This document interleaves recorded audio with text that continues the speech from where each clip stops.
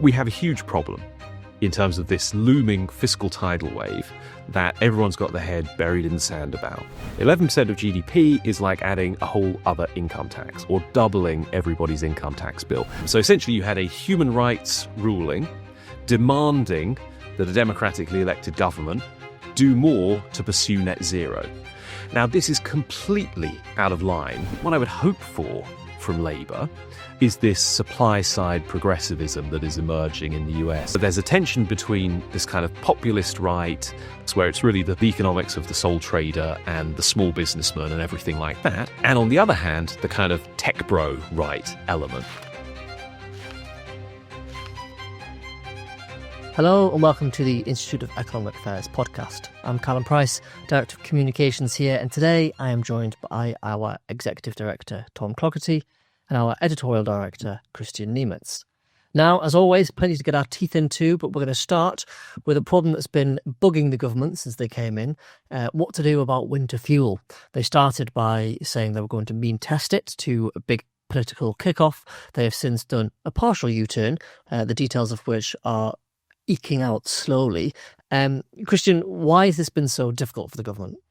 Yeah, first of all, this is a U-turn. Even if this is a slightly oddly shaped U, they're not taking us back all the way where we were before, but they're clearly rowing back on the initial reform. And, the reason why this is such a difficult issue is that's the reasons we talked about last time. It's that when it comes to old age payments, old age benefits, well, in an aging society, payments for the elderly go up by more than you would expect for demographic reasons alone. And that's because an aging society also changes political incentives.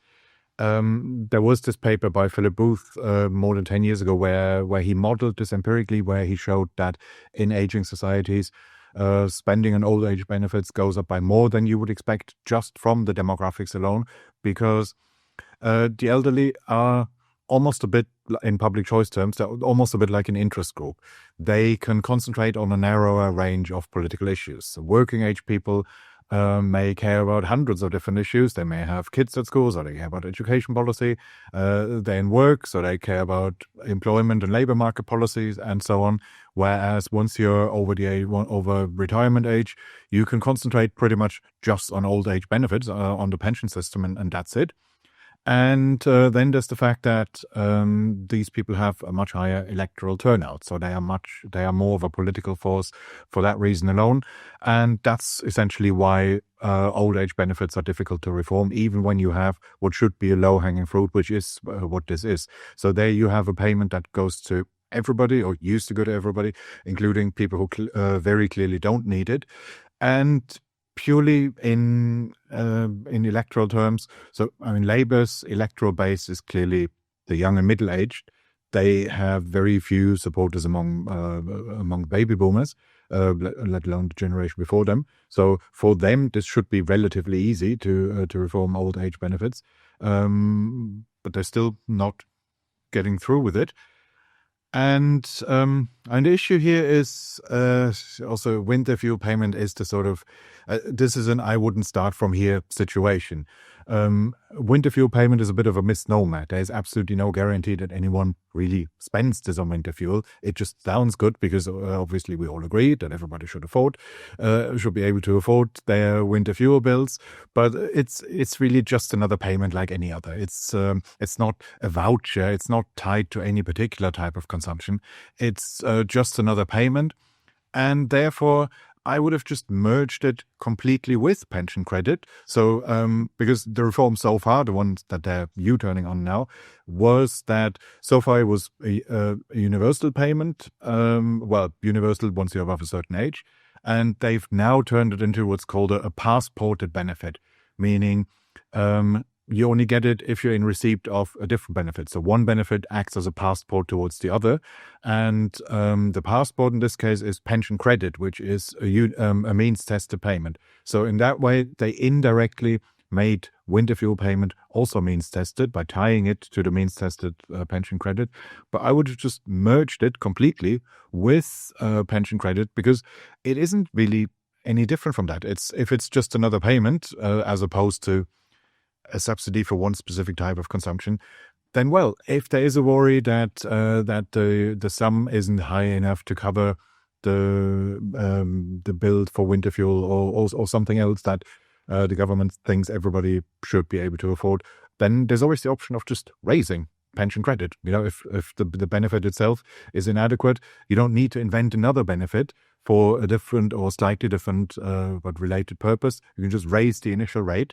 And what they're doing now is, as part of this semi-U-turn, is that they're saying, well, we start by making it universal again, as everybody above a certain age gets it, but we also sort of slightly means tested by simply changing the tax system alongside so that we claw the money back from everybody who earns above a certain level. But if you do it that way, you're just increasing the fiscal churn again. Another issue that we talked about last time, that at the moment we have this problem, especially for working age people, but pensioners too, to a lesser extent, that everybody pays a lot in direct taxes, and then almost everybody also gets a lot of money back in benefits. So we have this massive overlap where almost everybody is a taxpayer, almost everybody is a benefit recipient. So these two populations overlap massively, when it would make much more sense to integrate the tax system with the benefit system in such a way that you're either a taxpayer or a benefit recipient, and that you cannot be both, that there is just a cut-off point somewhere, which can differ depending on your family circumstances, but nonetheless there should be some cut-off point. Below the cut-off point you get money, above the cut-off point you pay money, and it's not both at the same time, at least not for direct taxes. So that was the idea, the old Milton Friedman idea, the negative income tax, other ways of doing it, but it would have made much more sense to move to something closer to that, and we're moving even further away from that now. Yeah. I mean, what's that famous Bastiat quote that democracy is the great fiction according to which everyone tries to live at the expense of everyone else? Mm-hmm. And I mean, fiscal churn is sort of the epitome of that in a way. So I agree with what you've just said there. I mean, look, I'm increasingly drawn to the idea that you should take all of these random pensioner benefits like winter fuel payment, which, as you say, isn't really about winter fuel for most people. I think in many cases it's sort of like a Christmas bonus payment for pensioners. You can look at kind of free TV licenses, bus travel, etc. There's a whole host of these things. Why not take the value of all of those things, roll it together, put it into the basic state pension so you get a one-off uplift, and at the same time you use that as an opportunity to say, we're raising your pension by quite a bit this year, but look, this whole triple lock thing is crazy and it's going to bankrupt us in the long run, so we're going to reform that. Ideally, we'll abolish it. There are softer ways of keeping something that sounds like a triple lock but doesn't have the same ratchet effect over time, like, for example, having the three criteria be based on kind of a rolling average over a number of years rather than just the statistics in that one-off year. Because the problem there is you can have 1 year where earnings growth is really high and it goes up by that, and then the next year inflation is high and it goes up by that, and inevitably the state pension is going to go up faster than living standards would for people in the general population if you do things that way. So maybe you can fix the triple lock, and maybe as a way to kind of buy people off or distract them from noticing that, you can roll all these other random pension benefits up, put it into the state pension, forget about it and move on. You've simplified the system. Hopefully you've improved it for the long term. Because actually the long term perspective here is the one that really matters. And I know I've said it many times before, maybe people are going to get bored of it, but I'll keep saying it. Over the coming decades, the OBR predicts that on current policy settings, we will end up spending an extra 11% of GDP on the elderly, for their pensions, for their benefits, for their social care, for their health care. 11% of GDP is like adding a whole other income tax or doubling everybody's income tax bill. It's like 200 billion or so in today's money that we would have to magic up from somewhere. This is a huge figure. And honestly, there's just no way we can allow ourselves to keep heading in that direction without change. Change is needed.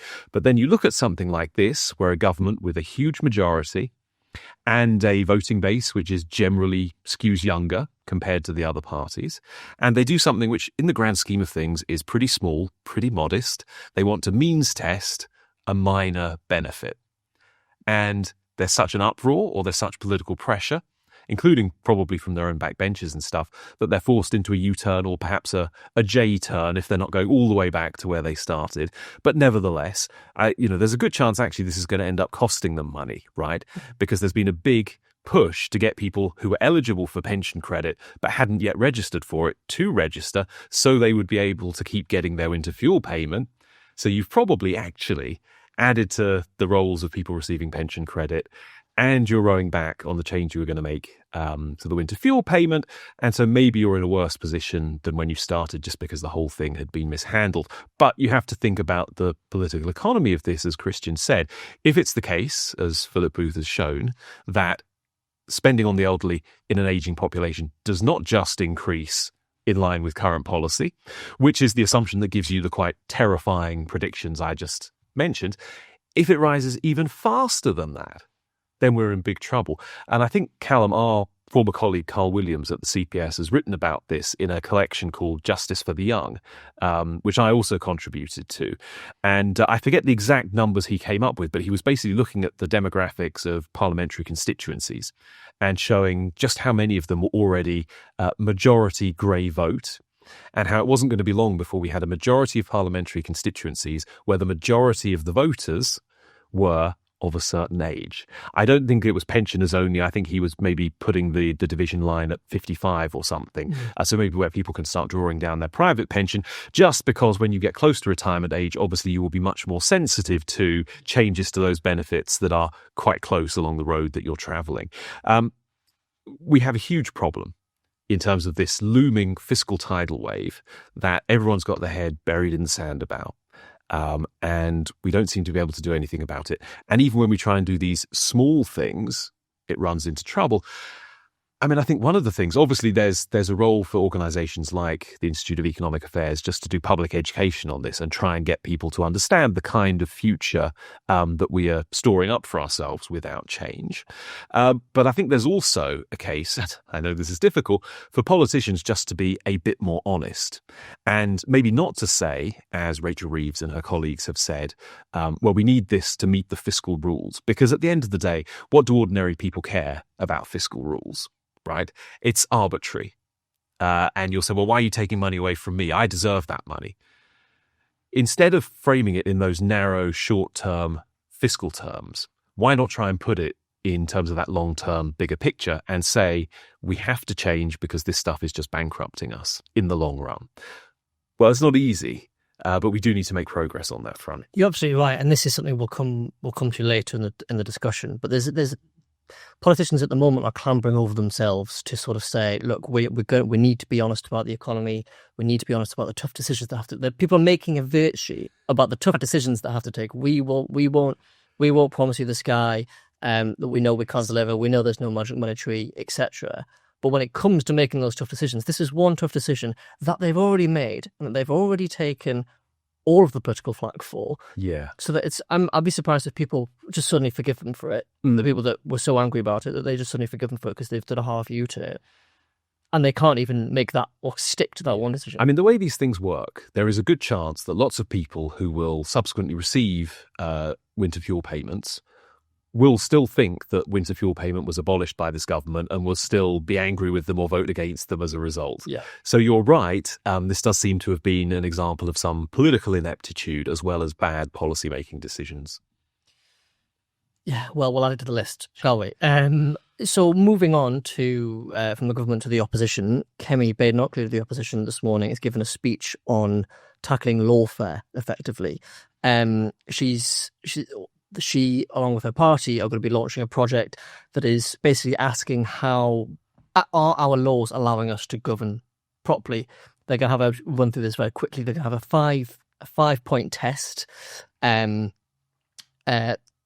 for our legal system and the laws that we have in place. Do they allow us to take back control of our asylum system, stop veterans being pursued by vexatious legal attacks, put British citizens first, make sure prison sentences reflect Parliament's intentions, and prevent courts pretending climate change is a human right and getting in the way of prosperity. So first of all, sort of the topic of lawfare is one that is of interest to us and lots of people and is rising up the agenda.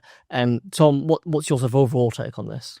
Yeah, I think it's interesting territory for a political party to get into. I mean, as you say, this is an issue that I'm quite interested in. All of these issues that come up at the intersection of law and economics. So there's lots of stuff around the planning system, around judicial review, around the messed up incentives we have that allow every NIMBY and veto player to try and hold up every project at every opportunity.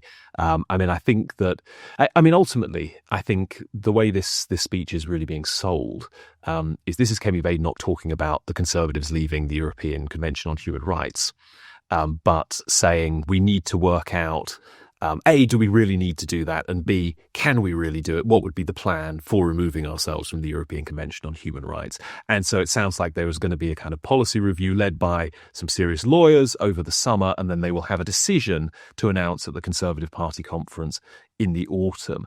My guess is that they will end up saying that if we're elected into government, we will leave the European Convention on Human Rights because it prevents us from dealing with the asylum and immigration issues, because it interferes with criminal justice and everything else. But there is also a broader agenda here, which I think is very interesting, about the way that possibly legal process has just got out of control in the UK. And I think one of the reasons that I think this is very important is because I'm getting increasingly worried when I hear Conservatives talking about the rule of law, but using it as a term of abuse. Because actually, I think the rule of law is sort of the one core essential that everyone who believes in a free society should be able to sign up for. But I think a big part of this is that the concept of the rule of law has really been perverted over time. And it doesn't mean what kind of Hayek meant by the rule of law, which was abstract general rules that are known, certain and fixed in advance, and which apply equally to everyone, including people in government. So that is, in many respects, that is a version of the rule of law which is about the form that laws should take, which is that they should be general, they should be universally binding, they shouldn't be trying to deal with specific people or specific groups or specific sets of circumstances. These should be the high-level rules of the game that society is run by. Also that they should be known and they should be certain, so that you can you know what the laws are and you can behave accordingly, right? And this is really, it's about the style of the laws and it's about the procedure around the laws. But I think we've moved to a very different conception of the rule of law, where it's been perverted by lawyers and activists and campaigners who are basically trying to promote their view of rights. And essentially increase the role of government and increase the degree of intervention through the legal system. And I think actually the European Court in Strasbourg is a really good example of this. They have this doctrine that the European Convention on Human Rights is a living instrument, and so that it doesn't mean what it meant when it was written and what it meant to the people who signed it into law. Its meaning evolves with time, with changing attitudes towards human rights and everything. And so that's why you have these ludicrous decisions like the case brought by, I think, a bunch of Swiss pensioners who claimed the Swiss government was violating their human rights by not taking climate change seriously enough. So essentially you had a human rights ruling demanding that a democratically elected government do more to pursue net zero. Now, this is completely out of line with what was intended by the European Convention on Human Rights when it was put together after the Second World War. And it really was about protecting fundamental rights and not allowing the kind of horrendous abuses that you got during the Second World War to happen again in Europe. But they wouldn't dispute that the meaning has changed, because that's part of the whole legal ethos of it. Now, I think in an ideal world, we could just have some sort of return to originalism, that we would get people to start interpreting the European Convention on Human Rights as it was originally intended and in a strictly limited way. You shouldn't have this kind of activist courts who are trying to extend the sphere of law and diminish the sphere of democratic politics at every opportunity. But that's sort of the situation that we're getting into. And I do think it's something we've talked about before, just the role that law and courts and tribunals are playing in the economic sphere is completely out of control. So the best example probably is this next case, or indeed the one that applied to Birmingham City Council on equal pay, where you have courts saying that someone who works in a council office is doing equivalent work to someone who is a council bin man, and so they have to be paid equally. Or in the case of Next, it was the people who work on the shop floor are doing the same job or the job of equal value to people who work in the warehouses. Now, maybe those jobs are of equal value, maybe they're not. You know how we should find out? Through the market and through supply and demand and what people who are going to do those jobs are willing to accept. But no, the courts come in and they say, well, we're going to apply some rational criteria to work out what's equal and what's not and what a fair rate of pay would be. Judges, lawyers should be nowhere near any of this stuff. So I can have mixed feelings about the European Convention on Human Rights in particular. I think it possibly is necessary to leave it, but as long as leaving it doesn't result in a kind of the political right just tearing up the idea of the rule of law and shifting towards what I think is a very dangerous mindset, which you do see among populists and increasingly maybe among more mainstream people on the right, that everything is broken, so we just need the strong man who can kind of impose their will. And I'm not saying we're, 3 steps away from fascist dictatorship or anything, but I do think there's a danger we get into a situation where people get so frustrated with all of the constraints that legal process and the activism around it has imposed that they just say, well, we're going to have more discretionary rule.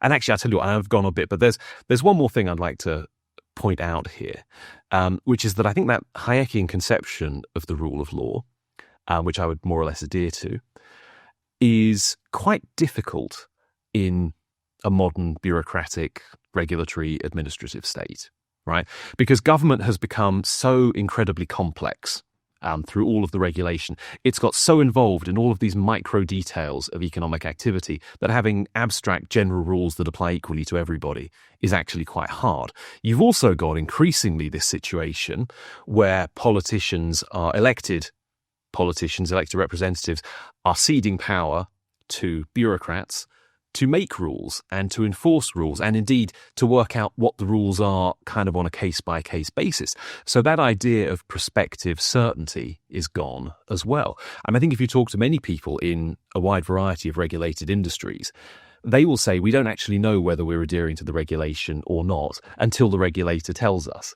That is a terrible situation to be in. So part of it, I think, is an abuse of the system by some lawyers and by some activists. Part of it, I think, is the changing nature of government.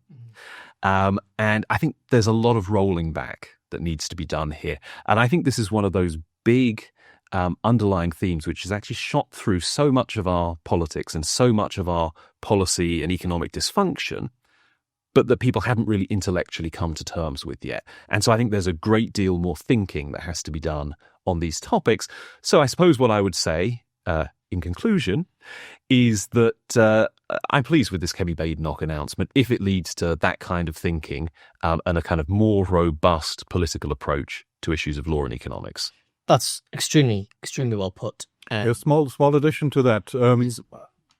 I was slightly surprised to see this because in the last couple of years, what we often saw was that conservative politicians in particular would hide behind lawfare activist judges. So there were lots of decisions that clearly the government wasn't happy with, and they would then just say, "Oh well, but it's got nothing to do with us.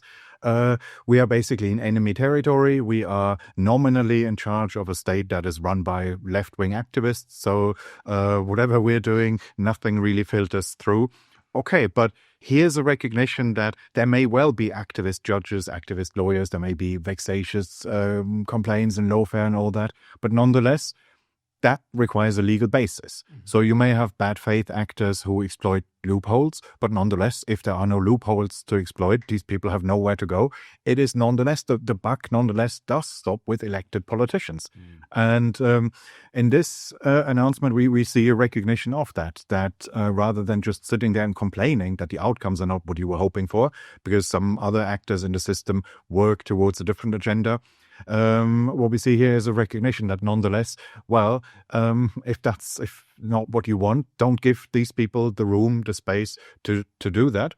And but there it then goes back again to the Hayekian concept of the rule of law. I mean, Hayek did say this quite clearly in The Road to Serfdom, that when the state moves out of its traditional core functions and starts getting involved with in every area of life, well, it becomes inevitable that you delegate decisions to experts, because you can't realistically have elected representatives being technical experts on everything. And also, you get decisions of a different kind. If you have a government that runs sections of the economy, well, there you can't say, well, let's have a government that adheres to eternal principles, abstract principles. The whole point of business decisions is that you have to make new decisions constantly under circumstances that change. And you can't just say, well, okay, let's come up with 5 rules that are just there for all time, and let's keep things abstract. There you have a very different form of decision making, and if the government gets involved in those areas, it has to act in that way too, and it then cannot limit itself to general abstract principles. And ultimately, legislators should fix the law, they should fix the institutions, they should fix the incentives, instead of, as you say, complaining that it's all terribly difficult. Yeah. But that isn't in itself an easy thing to do. You have to know the detail, and you have to know what you're going to do when you go into government. Yeah, that's exactly right. So there's lots of complaining about the judges and the lawyers, but actually it's the laws that they are working from that are the problem. And you see that with the Swiss case, I guess, but also with here in the UK, the legal net zero target. That open by putting that into law, that opens the government up to all of this sort of thing, and it's only or just the planning system. The planning system is probably this thing writ large and with enormous economic consequences for all of us. Mm-hmm. But the system is the thing that's broken. Yes, the NIMBYs are very annoying, but ultimately they're just responding to incentives and opportunities that a bad system has created. Yeah, absolutely. So to move on to our third and final topic, and to sort of bring this conversation to around completely, for the past week we've heard big speeches from Rachel Reeves, Labour Chancellor, Mel Stride, the Conservative Shadow Chancellor, and Nigel Farage, leader of the Reform Party, all setting out pretty much what their economic vision is, and it's really interesting the differences we're seeing. I've got a few sound bites from each that I think sort of sum up where each of them sort of sit. So Rachel Reeves spoke, announced lots of sort of investment into transport. The key line, I think, or one of the key lines, was, I believe in an entrepreneurial active state. Mm-hmm. The Nigel Farage line was, we are now the party of the workers. Mm-hmm. And Mel Stride's was responsible radicalism. Mm-hmm. Mel Stride spoke, just to put a bit more meat on that bone, because it's not as clear from that one soundbite, and he spoke about the economic stability, but then sort of rewiring the state through supply side reforms. So, what, Tom, do each of those soundbites tell us about where the political parties are and who's right? Yeah, well, so I think let's take Rachel Reeves first, because she's in government, and you're right. But I think there's sort of a strange mix and a tension in the kind of vision that Rachel Reeves and some of her colleagues are putting forward, because I think what they deep down want to do is a kind of Bidenomics, where they'd like to have loads of cash to splash on fancy capital spending that would allow them to do this kind of modern industrial strategy, mission-oriented government, entrepreneurial state stuff. And some of that rhetoric is still there, but the money isn't. Mm-hmm. Because they're in a very constrained fiscal situation, because, and I think to their credit, they want to stick to the fiscal rules. So does it really make sense? I don't think it does. Now, look, obviously, everyone's going to know I'm not a fan of modern industrial policy or old-fashioned industrial policy, for that matter. I think it tends to lead to misallocation of resources on a grand scale, and government is very good at picking losers, seldom actually manages to pick winners and boost growth in the way that some of the advocates of this position would have you believe. And I also just think that free trade and competitive markets are, when you boil it down, much more robust than people think. And so this idea of securonomics and reshoring supply chains and everything, actually I expect would be counterproductive in most cases. So there's something there that doesn't add up for Rachel Reeves. And I guess what I would hope for from Labour, and which in a way I'm surprised I haven't seen more of already, is this supply-side progressivism that is emerging in the US and that has become, I think, quite popular, quite zeitgeisty with this book Abundance that Ezra Klein and Derek Thompson have written, which is really about kind of deregulation, if you like. And it's about getting rid of bureaucratic roadblocks and saying, we on the left shouldn't be obsessed with process and we shouldn't be the sort of the party of the bureaucracy. Actually, we should want people to have more stuff. And so we should want more building and more energy, even if it's clean energy. And we should want more infrastructure. Now, there is an agenda there for Labour, I think, to pursue if they wanted to, because the great thing about liberalising the planning system or rolling back some of the interventions in the energy market, or indeed, and Rachel Reeves has talked about this in a limited way, as she has the other two, but it's very limited, reforming financial regulations so that we can, get a bit more capital investment going and stuff. All of that is possible for them, and none of it really has a fiscal cost. So if you're fiscally constrained, you desperately need growth. It seems to me that deregulation of that sort would be the way to go. And they've nodded to it, haven't they? We're talking about planning reform and something on energy and some stuff on financial regulation. But to me, it doesn't get far beyond the level of rhetoric at this point in time. And so they're left with an economic agenda, which I'm not sure is helping them politically. And I don't think that it's going to be very effective economically either. I think, to put it in blunt terms, they are a little bit stuck. They've boxed themselves into a corner, and they're going to need some kind of radical departure, in my view, to get out of it. Now, Nigel Farage, this was last week, I think, but this was a pretty interesting speech because, I mean, the big headlines that came out was that Reform would reinstate the winter fuel allowance, that they would remove the two-child benefit limit, that they would make the personal allowance transferable between married couples, and moreover, they would raise that personal allowance from sort of 12,500 where it is right now up to 20,000. So this would be a pretty huge increase in the tax-free personal allowance, and making it shareable between married couples would also be a big tax cut for a lot of people. And this very expensive tax agenda would be paid for by things like scrapping net zero, dealing with the illegal immigration problem so you don't have to provide asylum seeker accommodation, scrapping diversity, equality and inclusion stuff across government, a 5% cut to Quango budget, removing waste in local government. They came up with some pretty punchy numbers for all of those things, which, and ultimately, I kind of agree with all of those things that they want to do. I have to say I'm very skeptical about the numbers that they came up with. They seem, in some cases, maybe almost an order of magnitude off what would actually be achievable within a parliament. And I may be wrong. Maybe I'm underestimating the degree of savings that are possible there.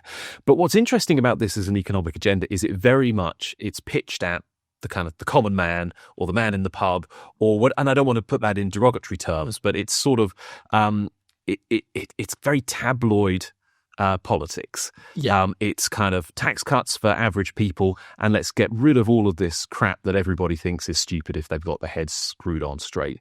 And maybe let's not worry too much about how the numbers add up.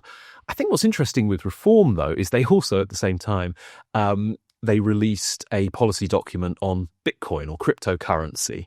And indeed, in that speech that Farage made when he announced all this stuff, he talked about being worried about entrepreneurs and millionaires leaving the country and so on, and the need for lower taxes for that purpose. So I think maybe what you've got in Reform is, again, a tension, and maybe it's not as prominent as the one in Labour, but there's a tension between this kind of populist right, maybe you could call it in French terms like Poujadist, kind of approach to politics, where it's really the politics of, or the economics of the sole trader and the small businessman and everything like that.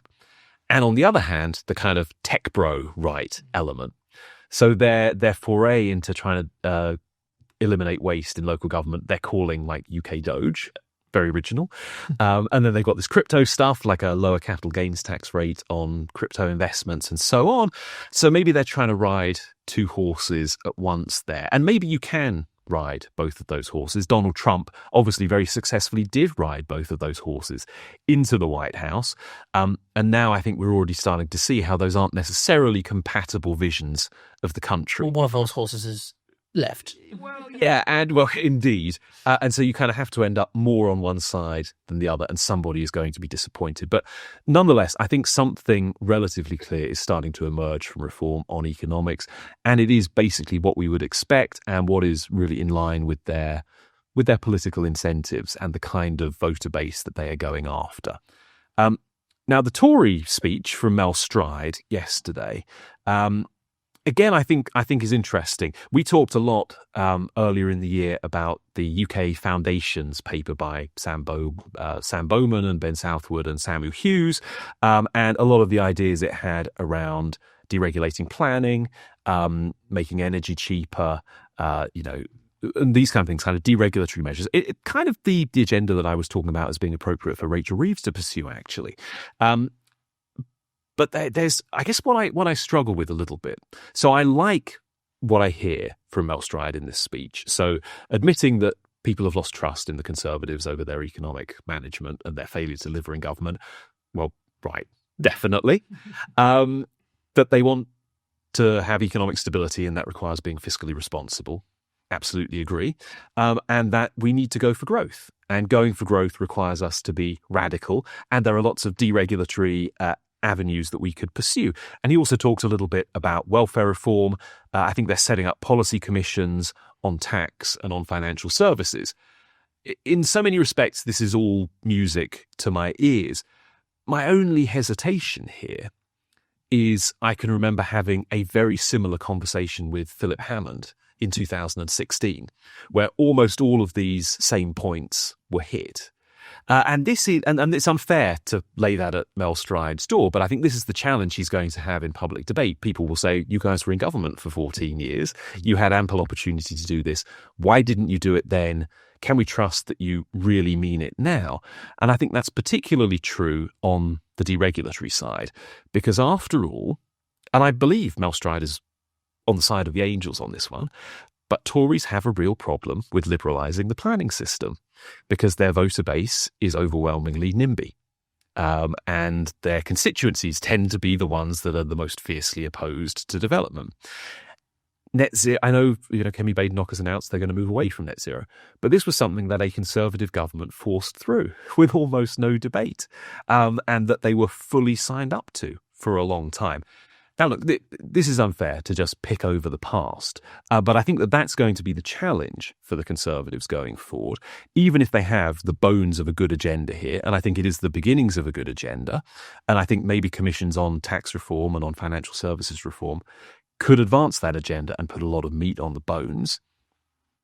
I think they really need to work very hard to come up with clear, robust policies that they are really committed to, and that we can feel confident that they will actually pursue in government. I think you're absolutely right, Kristian. Well, yeah, that's the whole problem. So what was good about Mel Stride's speech was that he did say several times that, so to speak, the rot set in about 2008, and pointed out that there hasn't been a real increase in living standards since then, pointed out to this IFS modeling that we could all be £10,000 per year richer if we had simply continued to grow at the pre-financial crisis trend growth rate and all that, by saying that he is implicitly, sometimes explicitly saying this includes our 14 years in government and we've done nothing about it. So in that sense, yes, he was self-critical, but when he then moves on to the Foundation's essay, the trouble is he wasn't putting those two together. So self-critical, yes, but in a very abstract way. In the sense of we were in government, we didn't deliver. Okay, fair enough. But there's nothing about it. Well, if you present it in that way, we weren't great in government. Here's this Foundation's essay, isn't that great? If you're not putting them together, you're creating the impression that back then the problem was that they just forgot about somehow liberalizing. They had all the right intentions, but somehow it just didn't cross their mind. But that's not how it worked. That's not what happened. And that will be a form of revisionism. We can go through old government white papers where we can find a proto-foundations rhetoric already. So it's not that they weren't thinking about these things. It's just that every time there was a little bit of NIMBY resistance, they immediately stopped everything. And what you would have to do as a conservative politician is to really say, okay, next time we're not going to do that. And you would have to have almost a bit of a Michael O'Leary attitude. Michael O'Leary often insults his own customers in the same way. A politician who wants to go against the NIMBYs, well, if that's a conservative politician and these are his voters, would almost have to insult their own voters sometimes. And as long as we're not seeing any of that, there's no reason to believe that they've learned their lesson. To just say in the abstract, oh yes, wouldn't it be nice if we had abundant energy, abundant infrastructure, abundant this and that? Wouldn't that be great? But you're not saying, okay, what do I do if once I'm in the position of making decisions? And there's a lot of screaming NIMBYs. What do? Do I ignore them? Or do I just give them everything they want again, like last time? And, then it's just not worth very much to just say in abstract terms, oh yes, last time we didn't deliver. So that's my problem there with the not specifically about strike, but that's often the case with conservative politicians. I like what they're saying in the abstract, but when it comes to specifics, they're either, well, not there, or if they are there, then I don't like those. With Labour, it's almost the other way around, that the abstract rhetoric is terrible, but the specifics aren't so bad. So there was, I noticed this line as well with, I believe in an entrepreneurial state. I mean, that's clearly borrowed from the Mazzucato book. And so that's clearly the opposite of what we believe in. But then the specifics are not so terrible. Okay, there is a part about state-directed investment, and that's pure Mazzukatoism. And yeah, ideally, they should just cut that out completely, but they won't. But a lot of the rest of it is about increased infrastructure spending, and where she's talking about connecting some of the northern cities and creating agglomeration benefits essentially outside of London without, she doesn't call it that, but that's essentially the idea. Okay, there's nothing really wrong with that. I mean, we have a government-led infrastructure policy anyway. Of course, ideally, if we approach this from first principles, we would have far more private sector, market-driven projects, even in the sphere of infrastructure, but we don't have that. Once we have infrastructure, 99% nationalized, it wouldn't make sense for free market here to say, okay, this is what the government does. I don't like the government, therefore, let's just stop building infrastructure. If the government does it, then it might as well build stuff. The problem here is just, it's twofold. Firstly, there's the issue that it's not true that Britain doesn't spend money on infrastructure. So overall levels of infrastructure investment are not particularly low. It's just that, and there's papers on this which show for a given infrastructure project, you pay more here than you would in pretty much any other developed economy for a given tram line, underground line, train line, whatever the project is. It's just a given unit, say a kilometer of a new infrastructure project is going to cost more here than it should. It's not the overall level of spending, it's that we don't get the bang for the buck. And that's what you have to address, rather than just saying, oh, we will throw more money at this place, just so that as a politician you can name check lots of places, so that maybe people living in those places will think, oh yeah, that's where I'm from, great. And I know that politicians love to do that, naming lots of places. But there you get the problem here with the Reeve speech showed this problem of the absurd over-centralization. That in her case, when she talks about these local infrastructure projects that she wants to increase investment for, it's as if she's almost drawing up a bus map or something, or a route map, where it's far too specific. And a politician in Whitehall shouldn't get into this level of detail. These should be local, regional, or smaller level spending decisions where you would really have to say, well, we're giving you the power to raise your own taxes so that you can make the infrastructure decisions that you think will benefit your local or regional economy. If it is about connectivity with this city, that city, but that shouldn't be. So Sam Friedman has written about this in his book that he says, since Britain is so absurdly over-centralized, you have national level politicians dealing with absurdly specific, detailed things which should be nowhere near their desks. And this speech is an example of that, where she's almost naming the stations and where they should be. And I mean, is she also going to go into which of them should have maybe a Wetherspoons pub nearby and what the beer selection there should be? Ideally, yes. Well, but let's leave that to Tim Martin, not Rachel Reeves. No. Yeah, you're absolutely right. And the parallels between all three of them, I think, are clear, in that they're basically all responding ultimately to political incentives. So they will, and it comes back to what I said earlier. But they will make the right noises that they think will get them elected. So Farage is just doing that outright, and his policies are lots of sort of financial help for those people. Questions about the numbers, fine, but bungs to certain crowds of people who we think will vote for them. Mel's trying to do we are once again the party of economic responsibility, and we need to rewire the state so that it works properly. But when it gets down to the brass tacks, when it gets down to the specifics, it remains to be seen what will actually be done when faced with NIMBYs and angry pensioners, etc. And the same with Rachel Reeves. We will take the tough decisions. You can trust us on the economy. You need to trust us. I know you don't normally. Voters trust us, the Labour Party, but you can. We will take the tough decisions. But as soon as one of those tough decisions goes a little bit wrong, they find a way to backpedal, and we're sort of left in this quagmire. Yeah, I mean, I think that if we want to restore economic dynamism in Britain, and I think we all do, the state really does need to be transformed. And if there's a theme that we can pull from this entire conversation, for me, that's it. Whether it's the old age pensioners, whether it's the stuff around the legal system, or whether it's these kind of big economic strategies that different parties are coming up with. The state needs rewiring, sure, but I think it needs a fundamental transformation. And if you look at the Labour Party, I'm not sure they realise that that's required at all yet.